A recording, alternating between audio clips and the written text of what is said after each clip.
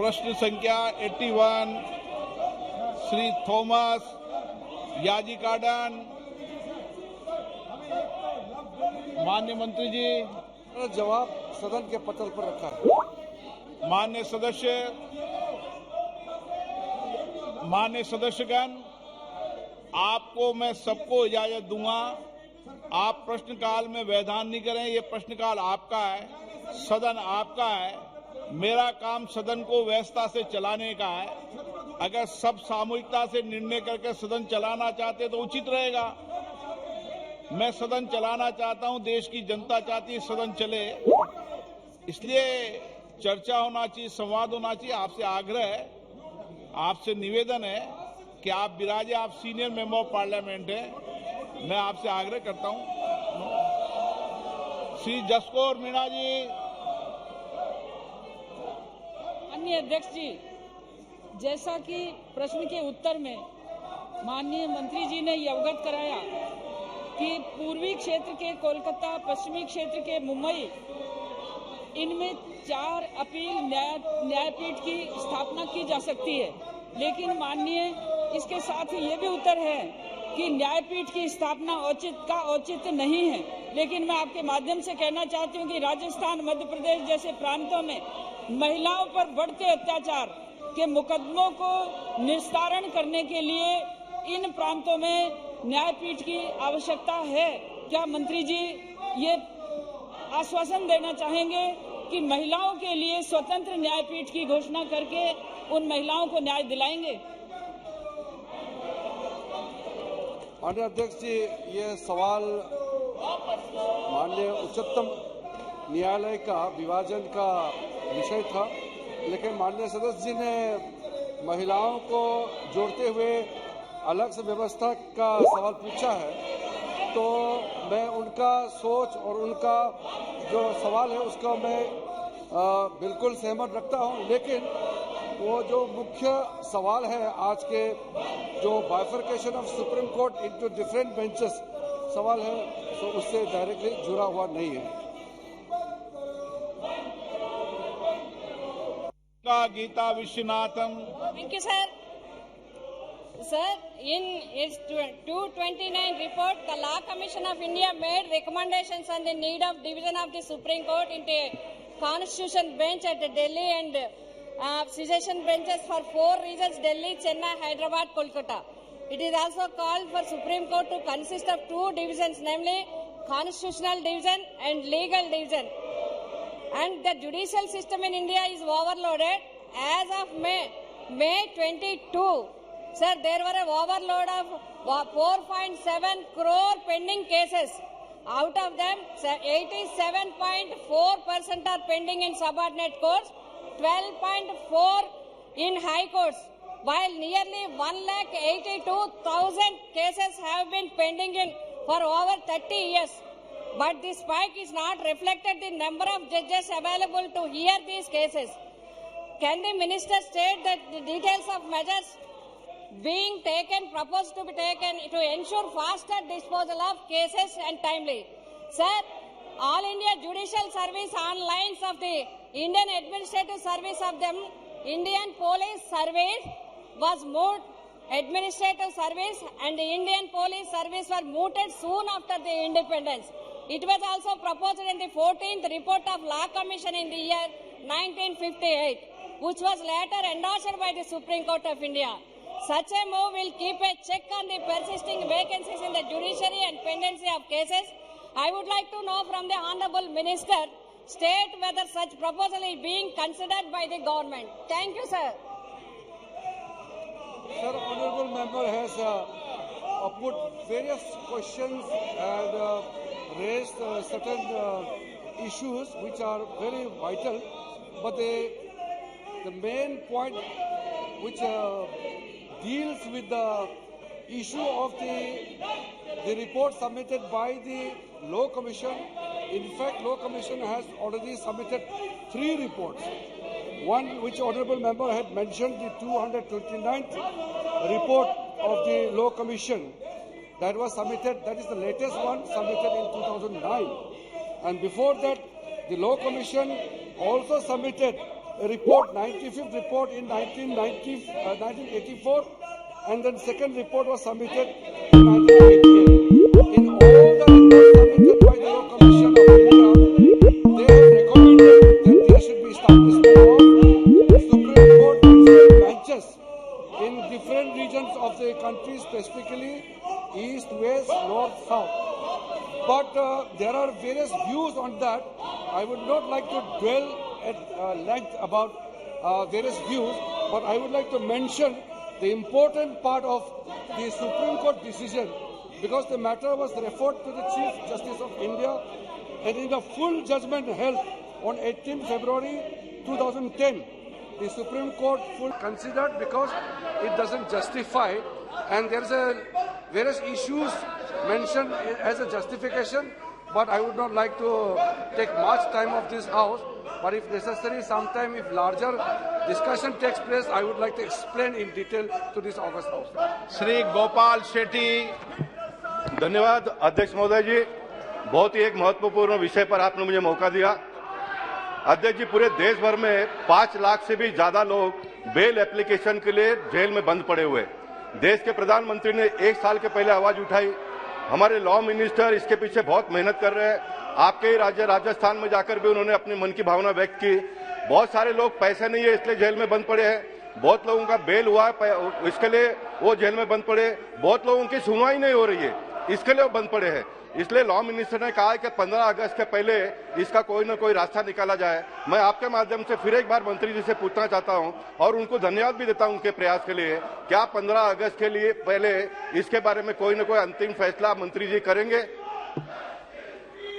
अध्यक्ष जी, जो सवाल पूछा है बहुत ही महत्वपूर्ण है और आदरणीय प्रधानमंत्री मोदी जी के नेतृत्व में कई इम्पोर्टेंट फैसले किए हैं।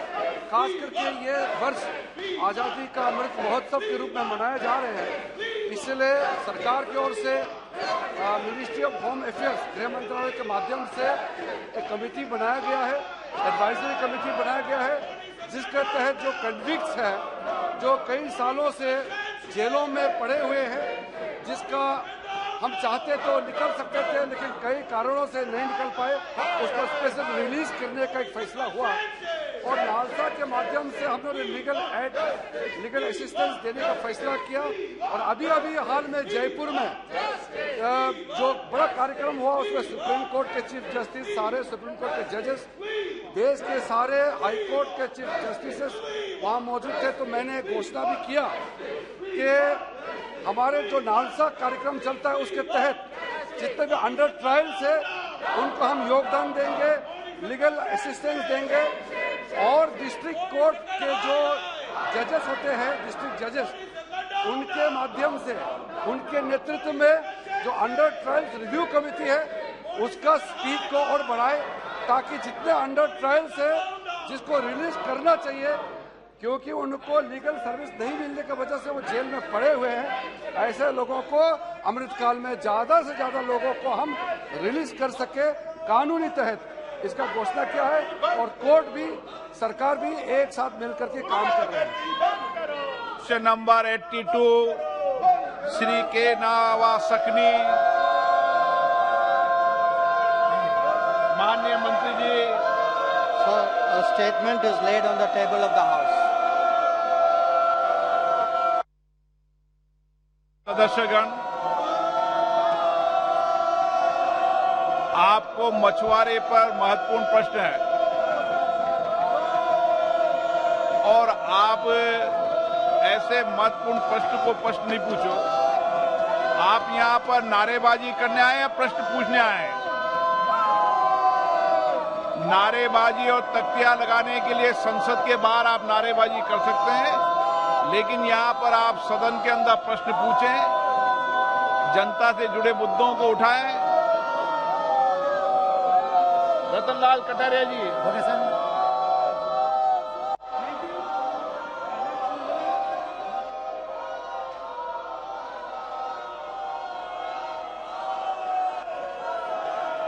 गवर्नमेंट बार बार ये कहा है कि as soon as honourable finance minister recovers and come back, आप जब निर्णय करते हैं बीएससी में, हम प्राइस राइज के ऊपर जो ये चर्चा चाह रहे हैं, हम चर्चा करने के लिए तैयार है। और जो मेंशन करना चाहते हैं उसके लिए भी 0 ओवर में आप दे सकते हैं, हमको कोई एतराज नहीं है, आपका अनुमति से वो बोल सकते हैं। लेकिन ये कहता काम जो क्या करना चाहता है, प्रश्नकाल भी नहीं चलना चाहते हैं और बाकी डिबेट भी नहीं करना चाहते हैं और बिल भी पारित नहीं करना चाहते हैं, चर्चा भी नहीं करना चाहते हैं। और इस सदन है चर्चा करने के लिए और majority of the members they want question hours to be run sir, they are depriving the rights of the members. I condemn this attitude. We are ready for discussion as soon as FM comes back after recovery. When you say they are trying to be lifting the house and the MP stature, I condemn this attitude, sir. Ratanlal Kataria ji. Sir,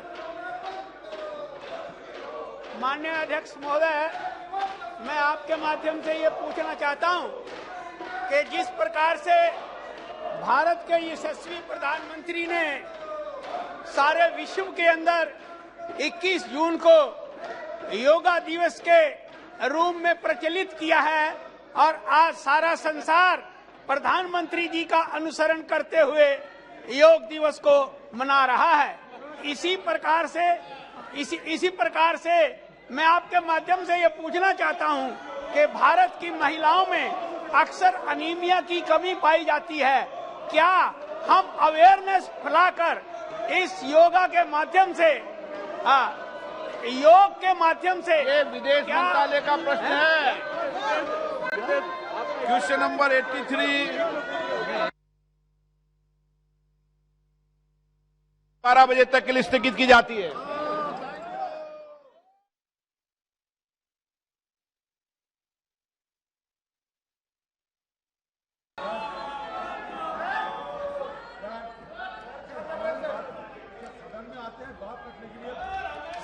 सभा पटल पर रखे जाने वाले पत्र item number 2 Shri SP Singh Baghel ji. महोदय, मैं आज की पुनरीक्षित कार्यसूची में मेरे नाम के आगे क्रम संख्या 2 पर उल्लिखित कागजात हिंदी और अंग्रेजी संस्करण सदन के पटल पर रखने की अनुमति चाहता हूं। Item number 3 Shri V Muraleedharan ji. Respected Chairman, sir, with your permission, I rise to lay on the table of the House the papers listed against my name at serial number 3 in today's revised list of business. For Shrimati Meenakshi Lekhi ji. Sir, with your permission, I rise to lay on the table of the House documents listed against my name as serial number 4 mentioned in the today's list of business. Item number 5 Shri Ajay Bhatt ji. माननीय अध्यक्ष जी, मैं आपकी अनुमति से आज की संशोधित कार्यसूची में क्रम संख्या 5 पर मेरे नाम के सम्मुख अंकित दस्तावेज सभा पटल पर रखता हूं। Item number 6 doctor Bharati Pawar ji.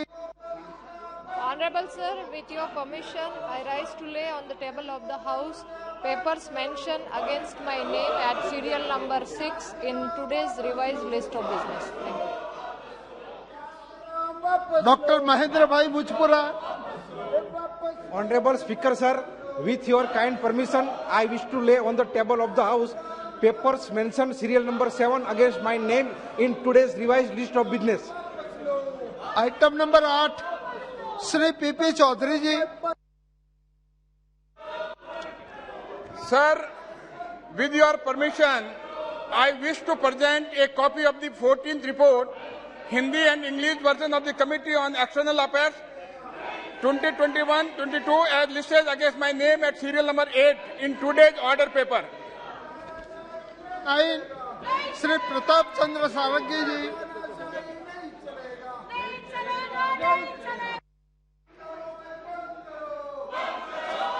I rise to present the 17th report of the Standing Committee on Water Resources as listed against my name at serial number 9 in today's order paper. Thank you, sir. Item number 10 Shri Arjun Ram Meghwal ji.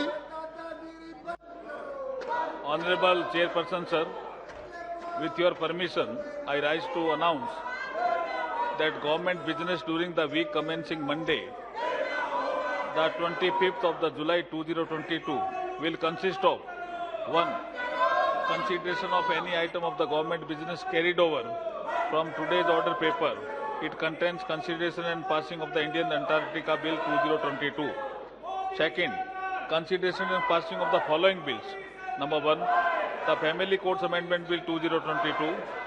Second, the Anti-Maritime Piracy Bill 2019. Third, the National Anti-Dumping Bill 2021. And fourth, the Wildlife Protection Amendment Bill 2021. Number 3, the consideration of passing of the Central University Amendment Bill 2022 after its introduction. Thank you, sir. Item number 11 doctor Satyapal Singh. आदरणीय सभापति जी, आपकी अनुमति से मैं प्रस्ताव करता हूं कि यह सभा राज्यसभा से सिफारिश करती है कि राज्यसभा के श्री वी विजयसाई रेड्डी जो राज्यसभा से सेवानिवृत्त हो गए हैं के स्थान पर समिति की शेष अवधि के लिए राज्यसभा से एक सदस्य को इस सभा की लोक लेखा समिति के साथ संबंध करने हेतु नाम निर्दिष्ट करने पर सहमत हो और राज्यसभा द्वारा इस प्रकार नाम निर्दिष्ट सदस्य का नाम इस सभा को सूचित करें। धन्यवाद। प्रश्न ये है कि डॉक्टर सत्यपाल सिंह जी द्वारा प्रस्तुत प्रस्ताव को स्वीकृत किया जाए। जो सदस्य इसके पक्ष में है वो हाँ कहे, जो सदस्य इसके विरोध में है वो ना कहे।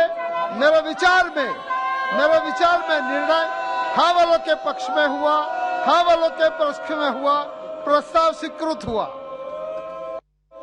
Item number 12 doctor Sanjay Jaiswal जी।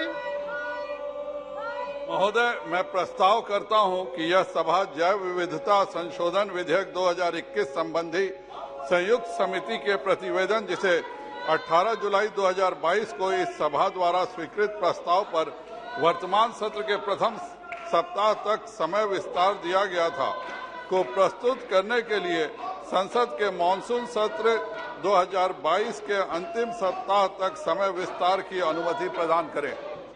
प्रश्न यह है कि डॉक्टर संजय जायसवाल जी द्वारा प्रस्तुत प्रस्ताव को स्वीकृत किया जाए। जो सदस्य इसके पक्ष में है वो हाँ कहे, जो सदस्य इसके विरोध में है वो ना कहे। मेरे विचार में निर्णय हाँ वालों के पक्ष में हुआ, हाँ वालों के पक्ष में हुआ, प्रस्ताव स्वीकृत हुआ। मैटर्स अंडर रूल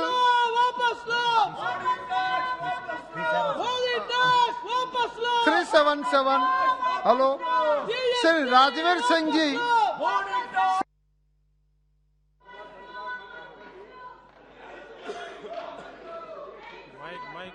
उत्तर प्रदेश पिछले जिलों में आता है और इसका प्रमुख कारण है कि वहाँ के आवागमन का अभाव है।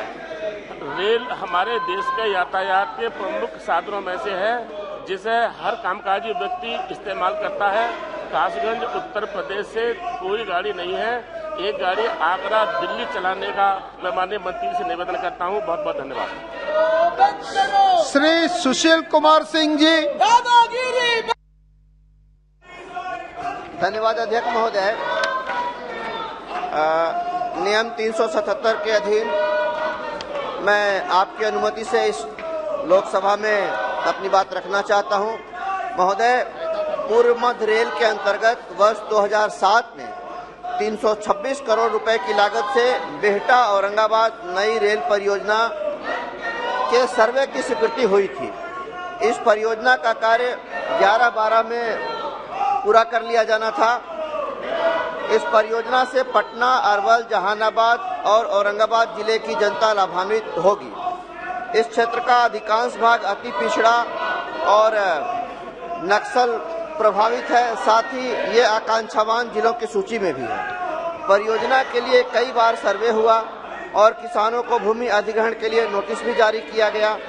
अब परियोजना का प्राकृतिक राशि 326 करोड़ रुपए से बढ़कर 2800 करोड़ रुपए हो गई है। अधिकारियों की उदासीनता के कारण प्राक्कलन राशि में काफी वृद्धि हो गई और इस पिछड़े क्षेत्र की जनता को विकास योजना से और रेल से संबद्धता से वंचित करने का कार्य किया गया।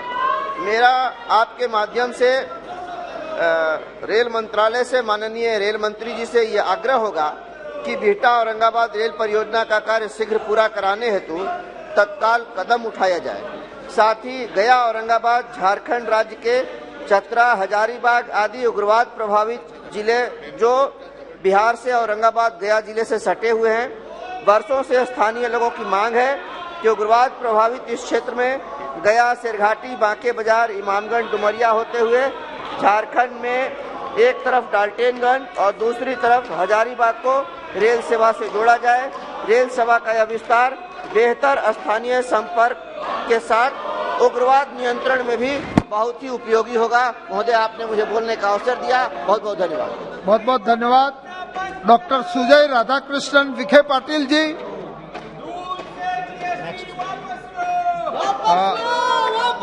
श्री राहुल कासवान जी,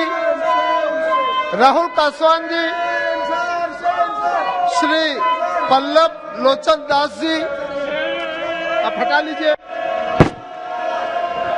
Thank you, Chairman, sir.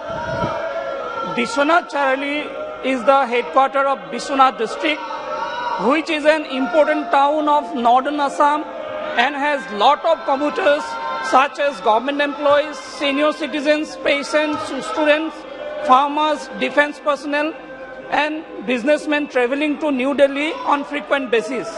Currently, the bi-weekly Rajdhani Express via Bogibil and Delhi-Naharlagun Arunachal Express does not halt at Biswanath, due to which thousands of rail passengers have to travel up to 70 kilometers to Rangapara railway station or 100 kilometers to Harmoti railway station.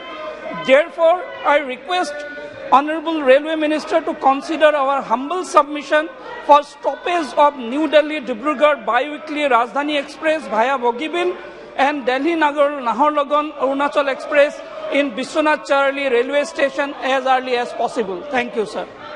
बाकी सदस्यों को के notice सभा पटल पर रखे जाते हैं। माननीय सदस्यगण, सभा पटल पर अपनी 377 की नोटिस रख दिया जाए। सम्माननीय सदस्यगण, ये सदन चर्चा के लिए है और सरकार की ओर से चर्चा के लिए आपको कहा गया है। आपके जो भी इश्यू है आप सदन में चर्चा कीजिए और सदन में चर्चा कीजिए। आप ये कोई तरीका नहीं होता है सदन की गरिमा के लिए। सभा की कार्यवाही आज दोपहर 2 बजे तक के लिए स्थगित की जाती है।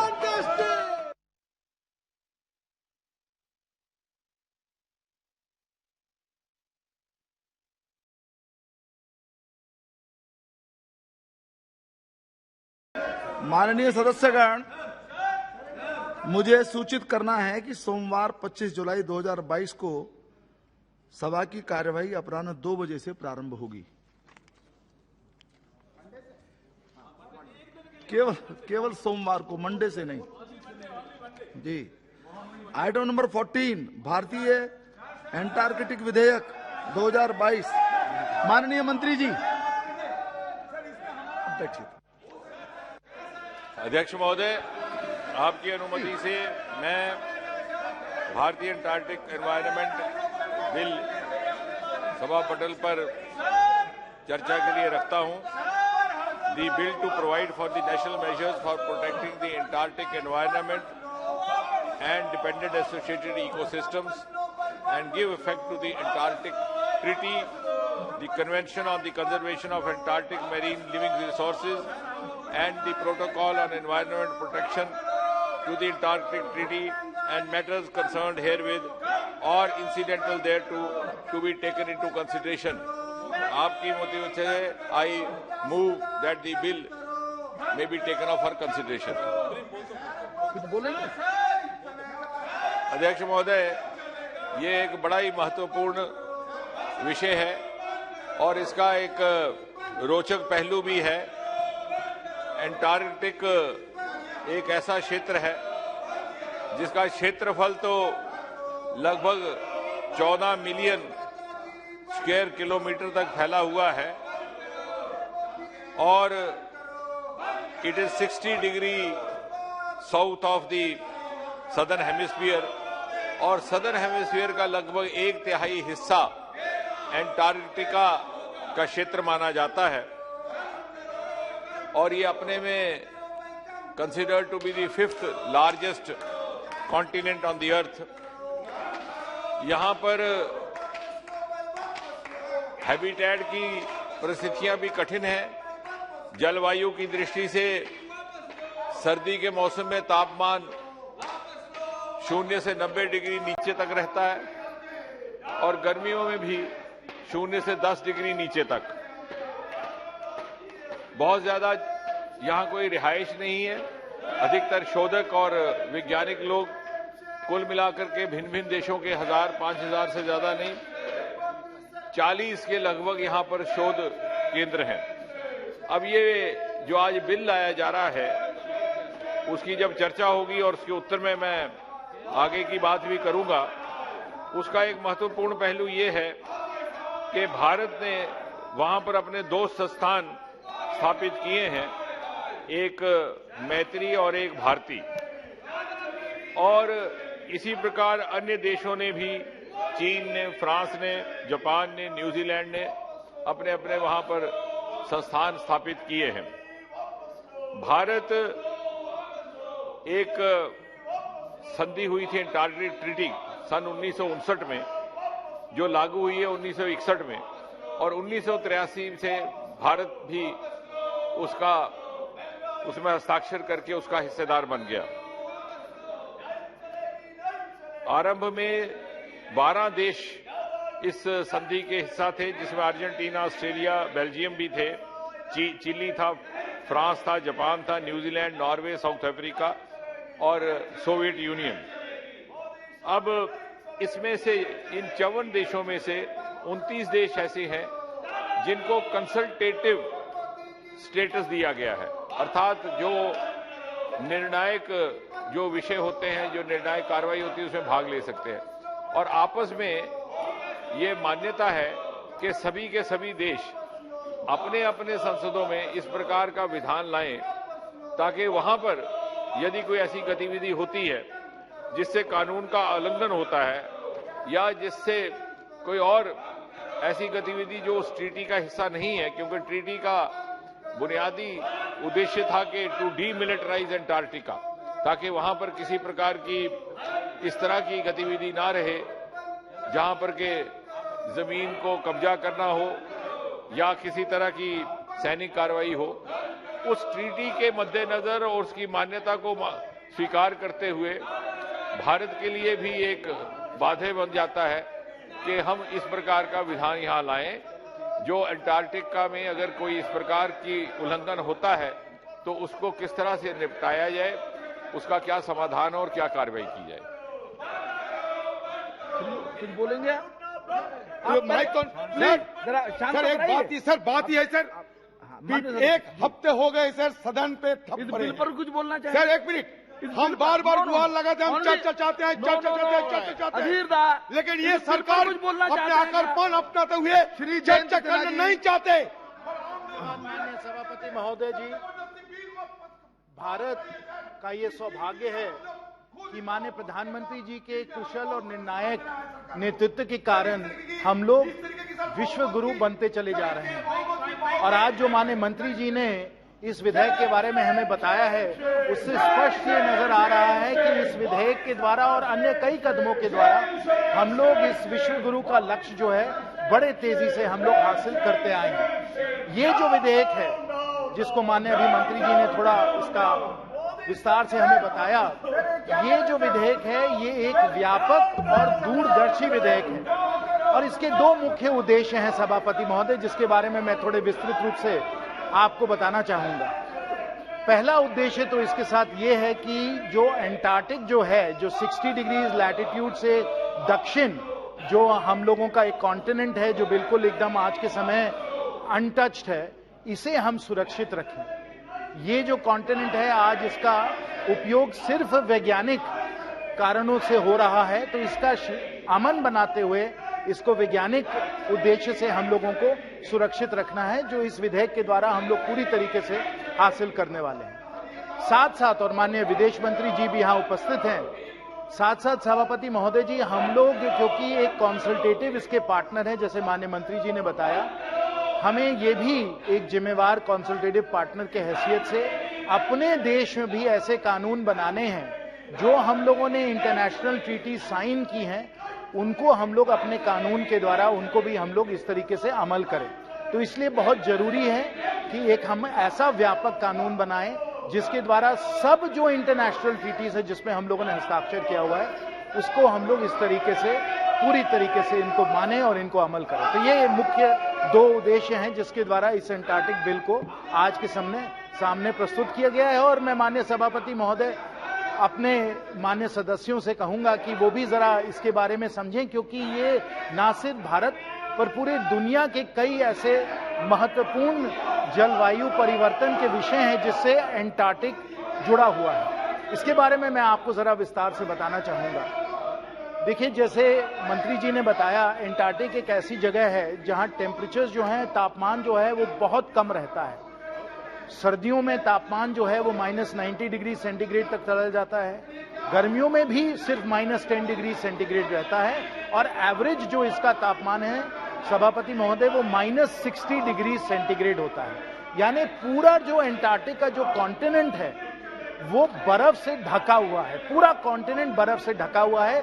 और इस कारण आज जो पूरे दुनिया का जो फ्रेश वाटर है 62% यानी 62% विश्व का जो फ्रेश वाटर है वो आज के समय एंटार्क्टिक के आइस शीट में बना हुआ है। लेकिन जलवायु के कारण, क्योंकि धीरे धीरे पृथ्वी की जो तापमान है वो बढ़ता चला जा रहा है, पृथ्वी का तापमान 1.1 डिग्री 1.2 डिग्री सेंटीग्रेड बढ़ चुका है। लेकिन क्योंकि ग्लोबल वार्मिंग काफी तेजी से हो रही है, हम लोगों को अब लग रहा है कि सिर्फ 1.1 1.2 डिग्री सेंटीग्रेड नहीं, 2 डिग्री सेंटीग्रेड तक ग्लोबल वार्मिंग हो सकता है। और अगर 2 डिग्री सेंटीग्रेड 3 डिग्री सेंटीग्रेड अगर ग्लोबल वार्मिंग होता है माननीय सभापति महोदय जी, तो ये जो 62% ये जो फ्रेश वाटर है, ये जो आइस शीट है एंटार्क्टिक का, वो धीरे धीरे पिघलने लगेगा। जब ये धीरे धीरे पिघलेगा तो विश्व में बहुत संकट आ सकता है। और भारत जो है, जो एक बहुत बड़ा कोस्टल एक हम लोगों का राष्ट्र है, जिसमें हमारे बहुत सारे शहर जैसे गोवा ले लीजिए, मुंबई ले लीजिए, कलकत्ते ले लीजिए, कोची ले लीजिए, हम चेन्नई ले लीजिए, हमारे बहुत सारे ऐसे महानगरी हैं, बड़े बड़े शहर हैं जो कोस्ट पे हैं, समुंदर पे हैं। अगर समुंदर का इस प्रकार से एंटार्क्टिक के पिघलने से सी लेवल का राइज होने लग जाए तो हमारे ये सब जो कोस्टल जो सिटीज हैं, इनमें फ्लडिंग का बहुत बड़ा डैमेज हो सकता है। इसलिए वैज्ञानिक तौर पे यहां समझना कि किस तेजी से ग्लोबल वार्मिंग का प्रभाव एंटार्क्टिक में हो रहा है, ये भारत के लिए और विश्व के लिए बहुत बहुत जरूरी है। और इसलिए वैज्ञानिक मिशंस यहाँ सुरक्षित तौर पे हों, बिना किसी एनवायरनमेंट के डिस्ट्रक्शन के हों, ये सब हम लोगों को करवाना बहुत बहुत जरूरी है। आज तक भारत के, जब से हम लोगों ने ये सब ट्रीटी साइन की है, आज तक भारत के यहाँ 71 साइंटिफिक मिशंस हो चुके हैं। 2 हमारे यहाँ साइंटिफिक जो हैं सेंटर्स हैं, एक भारती का साइंटिफिक सेंटर है, एक मैत्री का साइंटिफिक सेंटर है, और एक थोड़ा गंगोत्री का है जो थोड़ा टेम्परेरी चलता है, लेकिन वो भी बहुत जरूरी है। 41 साइंटिफिक मिशंस हो चुके हैं और आज परमानेंट हमारे 50 से 60 साइंटिफिक स्टाफ एंटार्क्टिक में रहते हैं। तो इसलिए हम लोगों का यहाँ साइंटिफिक जो है काम बहुत कुछ चलता रहता है, और इसलिए हम लोगों को उसको सुरक्षित रखने के लिए हमें ये जो विधेयक है इसे पारित करना चाहिए।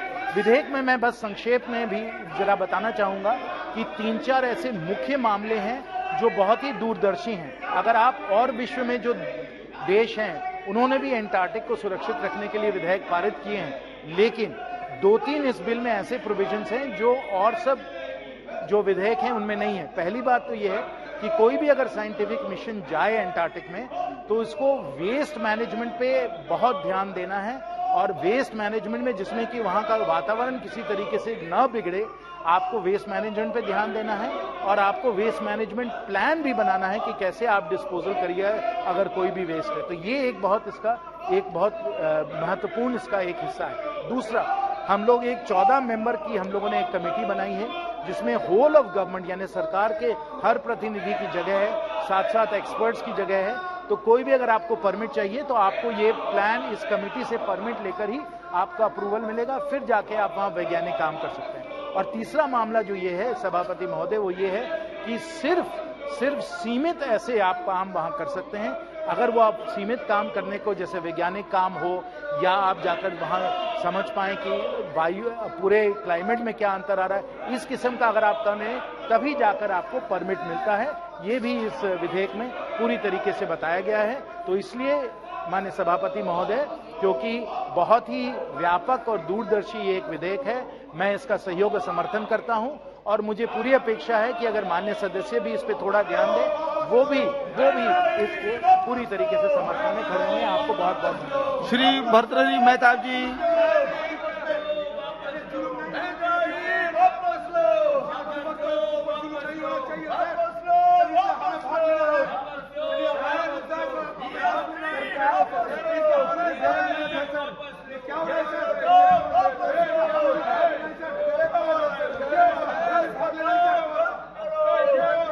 I stand here to support. जी, I stand here please to go support the bill. अपनी सीट पर जाइए, आपको अवसर दिया गया था बोलने का। प्लीज नो जी, and of course not only for our country but also for the whole world. Yesterday you remember that when this bill was taken up for consideration, the minister with a open heart had stated that because most of the opposition seats are vacant, I would like to have a discussion where opposition also take part in the deliberation, and without opposition's participation, passing of a bill is not the intent of the government. That is the reason why the bill was deferred and it has been taken up today. But I am sorry to see that opposition members are still on the well and they are not considering to listen to what other members are saying. As I was saying, Antarctica is the white continent of the world and it is the 5th largest continent of our earth. It has very inclement weather, and as the minister had very rightly said, that it goes up to -10 to -30 degree during winter, and at times during summer certain parts also are fully covered under ice. Antarctica has around 14 million square kilometer and is known to be the 5th largest continent. 90% of the geographical area is covered by ice, which is about 1.6 kilometer thick. 90% of the total ice of the earth is found in Antarctica. As it is completely covered with ice, it is also called the white continent. Sir, I would also like to mention here that it has a short history of last 140 years. For a long time, Antarctica represented the last great frontier of human exploitation. Ships first explored the boundaries of white continent on sea voyages. By the beginning of the 20th century, some were beginning to venture into Antarctica's unforgiving climate. Before long, the race to the South Pole, as it was stated, key competitors included some of the history's great explorers, Roald Amundsen, Robert Falcon Scott, Edward Adrian Wilson, and Ernest Shackleton all competed in the race to the South Pole. Roald Amundsen expedition team became the first to reach the South Pole on 15th December 1911, and this team was the first to return back hale and hearty to the civilized world. Sir, I would like to mention here the Antarctica ice sheet is the single largest piece of the ice on Earth. The ice increases from about 3 million square kilometers at the end of the summer to around 19 square kilometers in winter. As my predecessor speaker was mentioning about global warming, this is an instance which we should all be aware of. Small island countries in Pacific and also in Indian Ocean are in great danger if the ice of the South Pole melts. The ice of the Antarctica is of great wealth for the whole human kind. Sir, Antarctica is also home to a number of mountain summits with altitudes of more than 4,500 meters.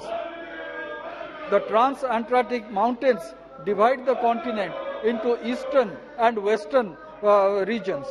Under the ice sheet is a giant peninsula and archipelago of mountainous islands known as Lesser Antarctica or West Antarctica. East Antarctica is composed of older, igneous and metamorphic rocks. West Antarctica is made up of younger, volcanic and sedimentary rocks. Antarctica is considered a desert, the largest desert on Earth. In fact, it is the coldest, wildest and driest of the 7 continents. Here I would like to mention, sir, the surrounding Southern Ocean, however, is one of the most biological diverse marine areas on the planet. The upwelling that occurs here allows plankton and algae to flourish. This in turn attracts an abundance of fish, which creates the perfect feeding ground to the larger fish and marine mammals. Blue, fin, humpback, mink and sperm whales are abundant in our Antarctica.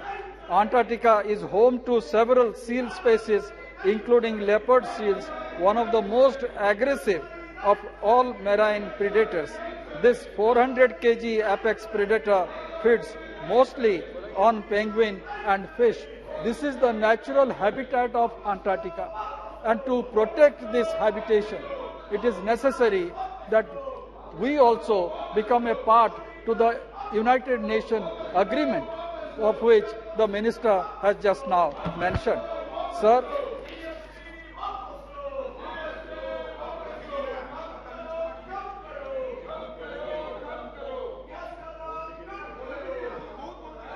please, this bill aims at promoting Antarctica as a natural reserve that is devoted to science and peace, and to ensure that the Antarctica does not become the scene of international discord. And that is the basic purpose for which this bill is being introduced. And I believe, cutting across party line, everybody should support this bill. India maintains 2 research stations in Antarctica, Maitri since 1989 and Bharati since 2012, and has launched 41 expeditions to the continent so far. The Antarctica Treaty that was signed in Washington DC on the first day of December 1989. India signed the Antarctica Treaty on 19th August 1983 and received consultative status and on the 12th September 1983. The treaty covers the area south of 60-degree latitude. 27 countries, of which some names have already been mentioned by the minister.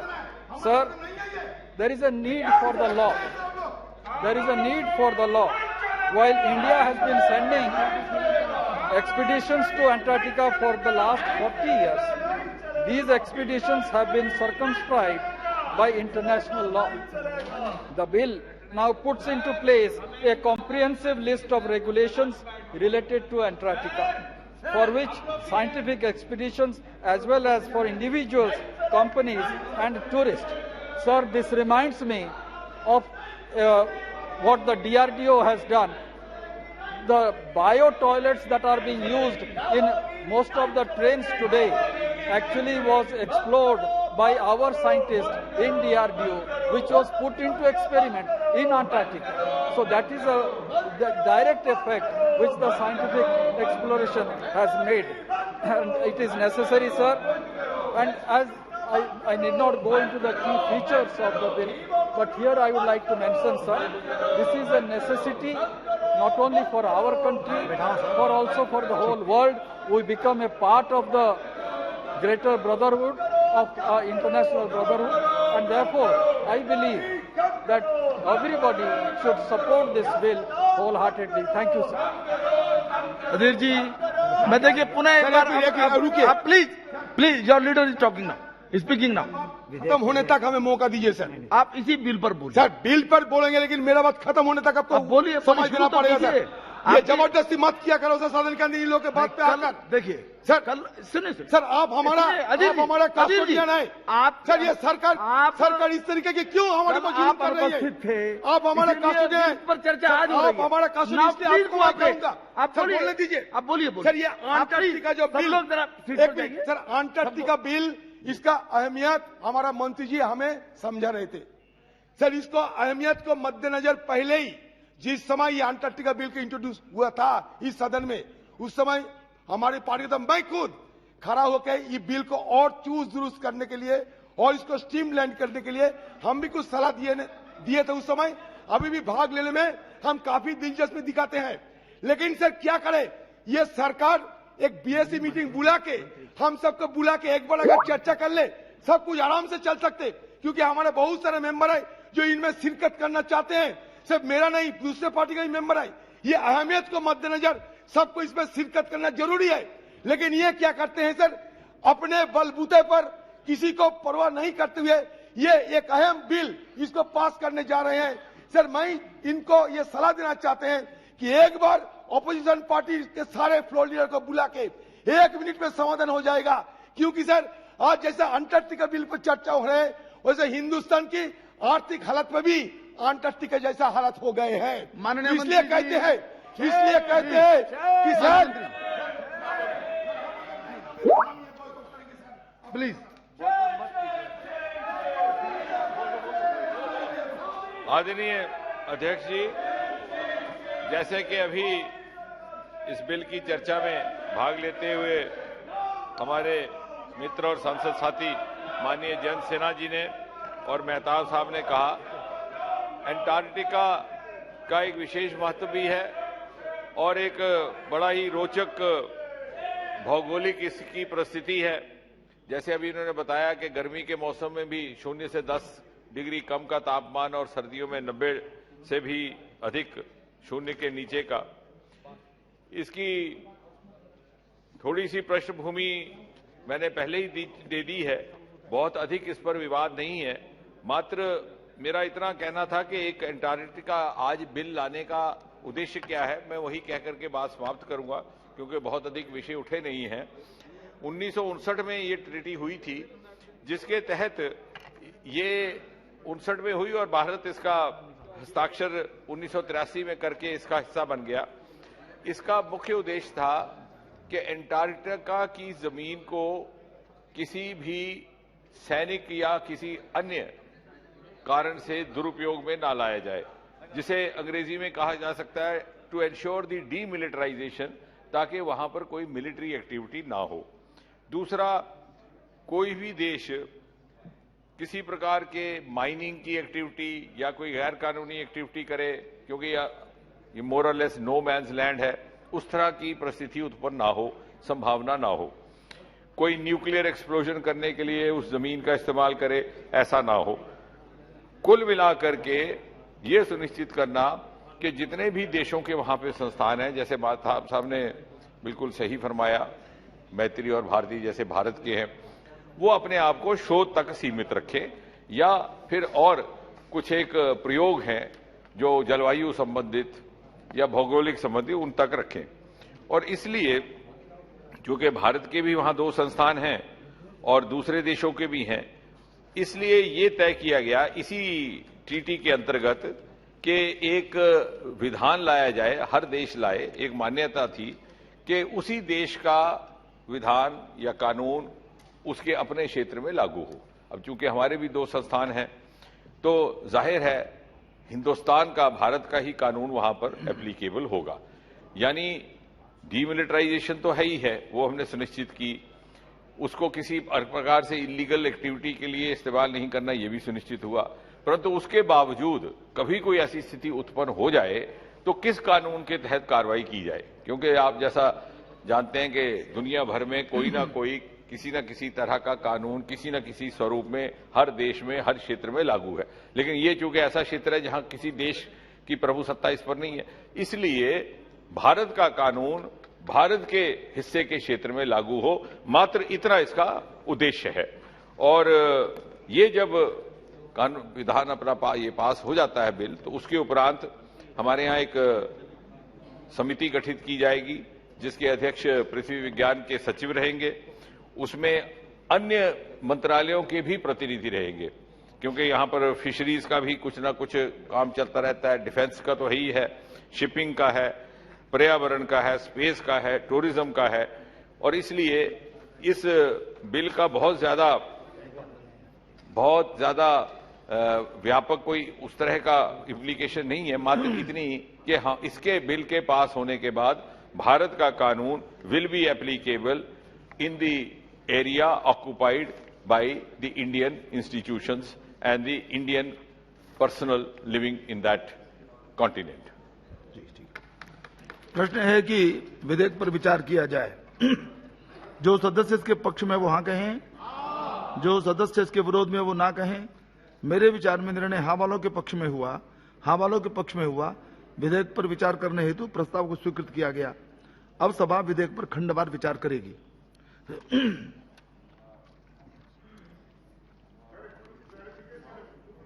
After this अभी कुछ कर आलू वाले जी।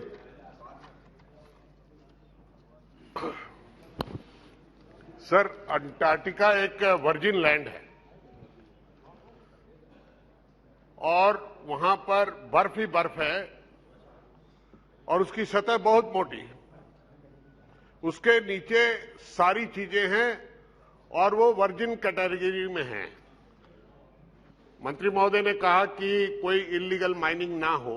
उसके नीचे virgin polymetallic nodules हैं, cobalt है, निकल है, उसके साथ साथ गैस है। उसके नजदीक ही नॉर्वे है। नॉर्वे आज की डेट में सबसे ज्यादा ऑयल बेचता है और उसके अगल बगल से ये सारा तेल और गैस निकलती है, क्रूड निकलता है, उसकी सतह के नीचे से ही निकल रहा है। तो जब हमारे साइंटिफिक ऑर्गेनाइजेशन इस पर रिसर्च करते हैं तो क्या इसका भी पता लगाते हैं कि जब इस इलाके से जब तेल और गैस निकाला जा रहा है तो उसका इफेक्ट अंटार्कटिका के इस क्षेत्र में कितना पड़ रहा है। सिर्फ हम ग्लोबल वार्मिंग की तरफ ध्यान दे रहे हैं, किंतु नीचे से अगर गैस और ऑयल निकाल लिया जाए तो वो सतह जो है अंततः उसका फिलिंग अगर प्रॉपर नहीं हो तो वो सतह बैठने लगती है। तो हमें भविष्य के लिए अगर चिंता करनी है तो ये भी चिंता करनी है कि अगर वहां सबसाइड होने लगेगा बर्फ नीचे से निकल जाने के बाद, क्योंकि सिस्मोलॉजिक स्टडीज में जो निकलती हैं कि कितने अर्थक्वेक हो रहे हैं, तो सिर्फ हमारे पृथ्वी पर नहीं, हमारे प्लेन एरिया में अर्थ पर नहीं होते, समुद्र के अंदर भी होते हैं और उसी तरह अर्थक्वेक अंटार्कटिका के नीचे भी होते हैं। तो उन सारी चीजों को स्टडी करके उनके प्रोटेक्शन के लिए अगर मैं समझता हूं कि विश्वगुरु बनके भारत एक अच्छा काम कर सकता है जी, वैसे सेंटर वहां बनाने की जरूरत है। आप अनाधिकार अनुप्रवेश को रोकने के लिए एक समिति बनाए हैं, बहुत अच्छी बात है, किंतु इसमें कल को प्राइवेट ऑपरेटर्स और प्राइवेट प्लेयर्स अगर जाने लगेंगे तो शायद उतना अंकुश नहीं लग सकेगा, क्योंकि उसका कमर्शियल एक्सप्लॉयटेशन करने की बात ज्यादा बढ़ेगी। इन चीजों को ध्यान में रखते हुए मैं चाहूंगा कि मंत्री महोदय कोई हमें इस पर रोशनी डालेंगे। एक और बोलना सर। महोदय, मैं आपके समक्ष एक अपनी पीड़ा रखना चाहता हूं। नहीं, केवल पीड़ा नहीं, ये केवल बात है। बिल से संबंधित कोई क्लैरिफिकेशन आपको चाहिए तो संक्षेप में उसको बोलिए, so that minister can respond on that. After this, but I need to clarify something about my private bill, which I am waiting from 2019. मानमंत्री जी जी कोई अब Sir, I'm asking on the one-line clarification to Honorable Minister on the issue. The section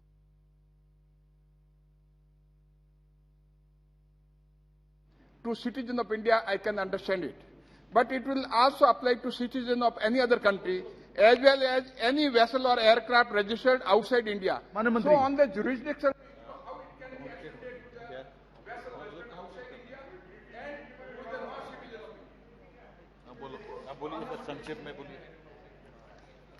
अध्यक्ष जी, ये माननीय हमारे वरिष्ठ सदस्य अहलूवालिया साहब ने इस विषय के जानकार भी हैं, पूरा अध्ययन करके इन्होंने अपनी बात रखी है। और उनका कहना ठीक है कि उसके आगे पीछे दूसरे देश भी हैं और उन्होंने भी अपने वहां पर संस्थान स्थापित किए हुए हैं।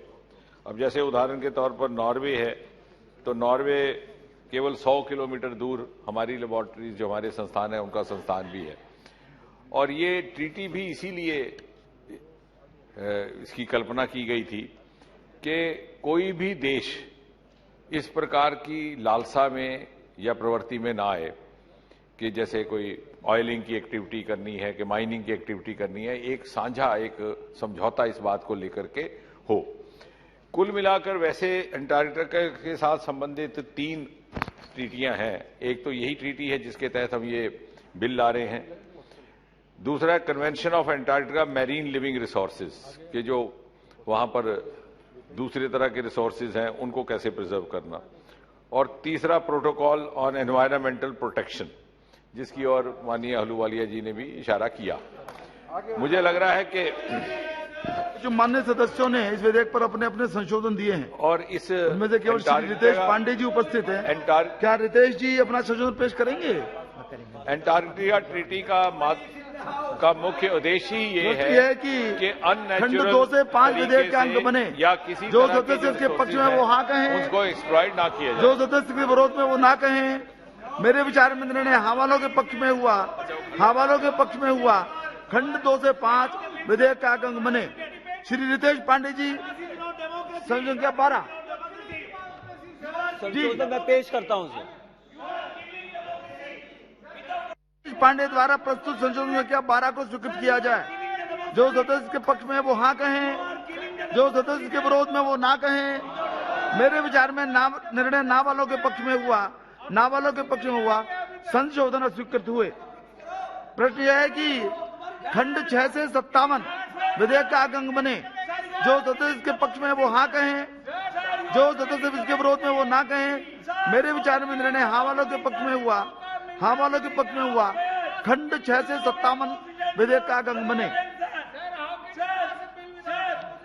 प्रश्न है कि खंड 1 अधिनियम सूत्र उद्देशिका और विधेयक का पूरा नाम विधेयक का अंग बने। जो सदस्य इसके पक्ष में वो हाँ कहें, जो सदस्य इसके विरोध में वो ना कहें। मेरे विचार में निर्णय हाँ वालों के पक्ष में हुआ, हाँ वालों के पक्ष में हुआ। खंड 1 अधिनियम सूत्र उद्देशिका और विधेयक का पूरा नाम विधेयक के अंग बने। अब मंत्री जी प्रस्ताव करें कि विधेयक को पारित किया जाए। Speaker sir, I move that the bill be passed. प्रश्न है कि विधेयक को पारित किया जाए। जो सदस्य इसके पक्ष में वो हाँ कहें, जो सदस्य इसके विरोध में वो ना कहें। मेरे विचार में निर्णय हाँ वालों के पक्ष में हुआ, हाँ वालों के पक्ष में हुआ। प्रस्ताव स्वीकृत हुआ और विधेयक। आप प्लीज बैठ जाइए। देखिए, आपको पूरा अवसर दिया। नहीं अधीर जी, कल केवल आपकी अनुपस्थिति के कारण से उसका सम्मान करते हुए विधेयक पर आज विचार हुआ। नो, आपको पूरा अवसर दिया गया। नहीं प्लीज प्लीज प्लीज। सभा की कार्यवाही सोमवार दिनांक 25 जुलाई 2022 को दोपहर 2 बजे तक के लिए स्थगित की जाती है।